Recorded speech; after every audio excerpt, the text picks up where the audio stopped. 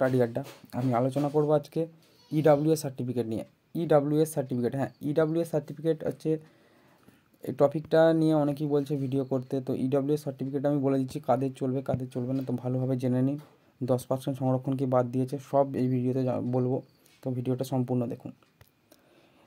কিনা জাতি কী কী শর্ত থাকতে হবে, প্রার্থীকে জেনারেল ক্যাটাগরি হতে হবে, এসসি এসটি ওবিসি এই ক্যাটাগরিরা কিন্তু পাবে না। কেন পাবে না? কারণ তারা একটা সুযোগ সুবিধা পাচ্ছে। বার্ষিক আয়, প্রার্থী পরিবারের মোট আয় বেতন এগুলো কিনা 8 লক্ষ টাকার কম হতে হবে, 8 লক্ষ টাকার কম হতে হবে, এগুলো হচ্ছে নিয়ম। সম্পত্তি সীমা, পরিবারের নিম্নলিখিত সম্পত্তিগুলো বেশি হওয়া চলবে না। কৃষক জমি 5 একর বা তার বেশি থাকা চলবে না। 1000 বর্গফুট বা তার বেশি আয়তনের আবাসিক ফ্ল্যাটে থাকা চলবে না। 100 বর্গগজ বা তার বেশি আয়তনের ফ্ল্যাটে থাকা চলবে না। ঠিক আছে, তো সার্টিফিকেটের বৈধতা কী না, কমপ্লিমেন্ট অথরিটি এবং জেলা ম্যাজিস্ট্রেটের কাছ থেকে করতে হবে। ইনকাম অ্যান্ড অ্যাসেস সার্টিফিকেট থাকতে হবে। ঠিক আছে, এটা একটা উদাহরণ দিয়ে বলা হয়েছে। নেক্সট, নিম্নলিখিত কর্মীদের যে কোনো একটি পূরণ হলে পাবে না কারা, যারা যদি এসসি এসটি ওবিসি অন্তর্ভুক্ত হয় তারা পাবে না। যদি 8 লক্ষ টাকার বেশি হয় পাবে না। যদি প্রার্থীর পরিবারের সম্পত্তি প্রদত্ত সীমার সবচেয়ে বেশি হয় সেটা পাবে না। যদি প্রার্থী সঠিক ফরম্যাটে বা কম্পেন্টমেন্ট অথরিটি দ্বারা জারি করা বৈধ সার্টিফিকেট দেখাতে না পারেন, মানে আপনি বলে দিচ্ছেন যে ইডাব্লিউএস সার্টিফিকেট আছে কিন্তু দেখাতে না পারে, সে কিন্তু জেনারেল ক্যাটাগরিতে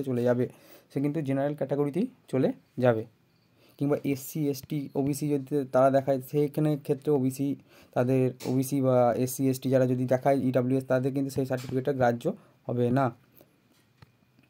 ডাব্লিউবি কনস্টেবলের বিজ্ঞপ্তিতে বলা হয়েছে ইডাব্লিউএস ক্যাটাগরির জন্য সংরক্ষিত প্রার্থীরা ইন্টারভিউ বা টেস্টিমোনিয়াল চেকিংয়ের সময় বৈধ ইনকাম অ্যান্ড অ্যাসেট সার্টিফিকেট তাদেরকে অবশ্যই দেখাতে হবে। এই যে সার্টিফিকেটটা বলছে এই সার্টিফিকেটে কিন্তু ইনকাম অ্যান্ড অ্যাসেট সার্টিফিকেট তাদেরকে দেখাতে হবে, না দেখালে কিন্তু ইডাব্লিউএস গ্রাহ্য করবে না, থাকলেও কিন্তু গ্রাহ্য করবে না। নেক্সট, যদি কোনো ইডাব্লিউএস প্রার্থী বৈধ সার্টিফিকেট দেখাতে না পারেন ইডাব্লিউএস ক্যাটাগরির জন্য অযোগ্য বলে গণ্য হবে বললাম।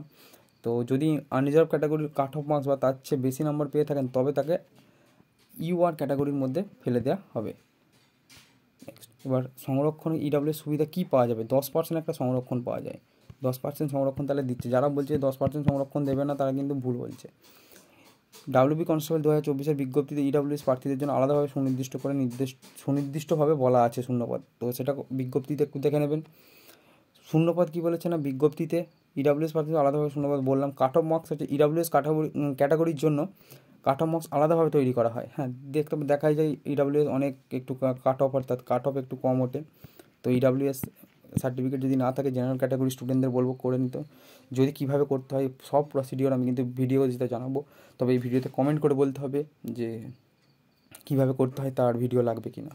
নেক্সট, প্রমাণপত্র সুবিধাটি পেতে হলে প্রার্থীদের অবশ্যই সঠিক ফরম্যাট এবং বৈধতার প্রমাণ দিয়ে তবে কিন্তু ইডাব্লিউএস সার্টিফিকেট হবে। আপনার ইনকাম 8 লক্ষর বেশি, 8 লাখের বেশি, কিন্তু সেটার প্রমাণ দিতে হবে। যদি প্রমাণ দিতে না পারেন, 8 লক্ষর বেশি না 8 লক্ষর কম, সেটা কিন্তু প্রমাণ দিতে হবে, তবেই কিন্তু আপনি ইডাব্লিউএসের জন্য অ্যাপ্লাই করতে পারবেন, নচেত পারবেন না। তো আজকের ভিডিওটা এই পর্যন্তই রইল। ভিডিওটা ভালো লাগলে একটু লাইক করবেন, চ্যানেলটাকে সাবস্ক্রাইব করবেন এবং একটু শেয়ার করে দেবেন। দেখা হচ্ছে পরের ভিডিওতে। জয় হিন্দ, বন্দে মাতরম।